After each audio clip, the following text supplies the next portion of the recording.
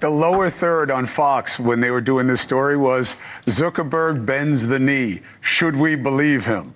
So obviously they're seeing it the way you did. You remind me of the line from Eddie Murphy in Trading Places. You do that, there's going to be ramifications and repercussions.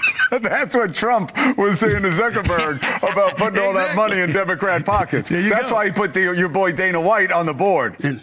That's former CNN host Chris Cuomo and sports commentator Stephen A. Smith calling out Facebook founder Mark Zuckerberg for desperately trying to save face now that the tide is turning against liberals and big tech. Welcome to Nerk News, I'm Nerkish, and if you're looking for evidence that conservatives are winning the culture war, look no further than this recent announcement from Facebook founder Mark Zuckerberg, who stated that the platform has now decided that it may be in their best interests to stop silencing conservatives. The recent elections also feel like a cultural tipping point towards once again prioritizing speech. So we're going to get back to our roots and focus on reducing mistakes, simplifying our policies, and restoring free expression on our platforms. More specifically, here's what we're going to do. First, we're going to get rid of fact checkers and replace them with community notes similar to X, starting in the US. After Trump first got elected in 2016, the legacy media wrote nonstop about how misinformation was a threat to democracy. We tried in good faith to address those concerns without becoming the arbiters of truth. But the fact checkers have just been too politically biased and have destroyed more trust than they've created, especially in the US. So over the next couple of months, we're going to phase in a more comprehensive community notes system.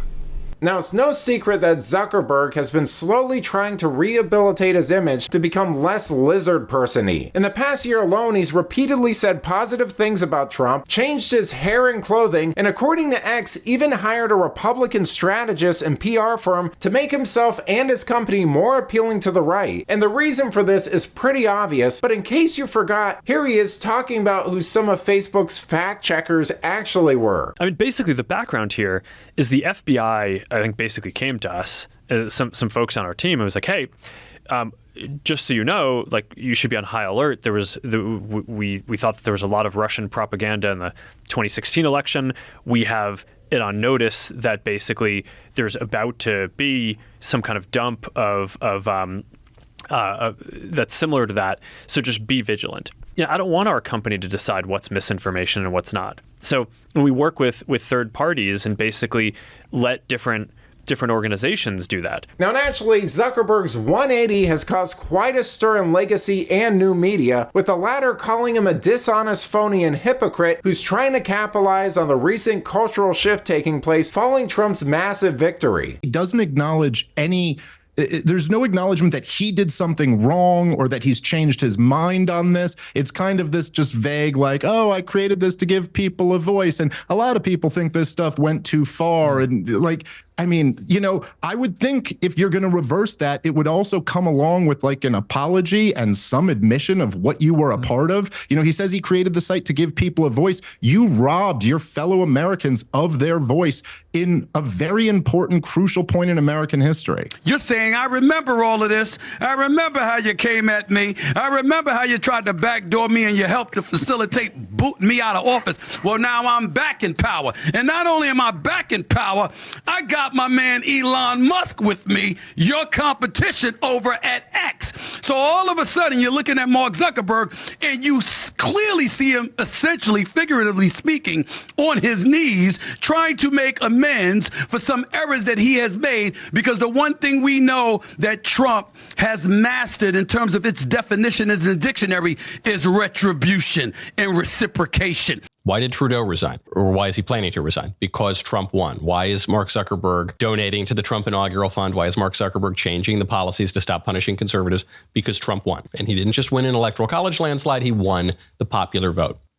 Mark Zuckerberg needs to do this in order to serve the market. Most people want Trump to be president. Also, Trump is president, Trump is in power, and he's not afraid to wield that power. And Mark Zuckerberg wants to be on the right side of the regulators. And while new media was suspicious of Zuckerberg's motives, legacy media was doing what it does best by missing the point entirely and using the story to spin yet another negative narrative about Trump and his allies. It gets to this broader sense that when people like Elon Musk or Mark Zuckerberg talk about free speech, everybody wants free speech, but it oftentimes seems that these tech CEOs actually are favoring or preferring a certain kind of speech, right? They're favoring their own speech or their own political preferences and not the actual entire user or the community's speech. You know, the changes announced by Meta today are very much a MAGA makeover, a pro-Trump makeover, and that's going to win Meta some conservative users, but it may repel some liberals. That's the same thing we've seen happen on Elon Musk's X. He's turned it into more of a right-wing platform where he's pro-free speech when it's really pro-Musk or pro-Trump speech. All right, Brian Stelter, thanks as always. And you mentioned those changes over at Meta. That is going to be fascinating to watch moving forward because obviously Facebook and Instagram, places like that, have also been accused of being super spreaders of disinformation, misinformation. We'll keep our eyes on that. I'm just curious because human rights activists warn that this is a major step back that'll have misinformation, conspiracy theories, and bigotry running wild on the site.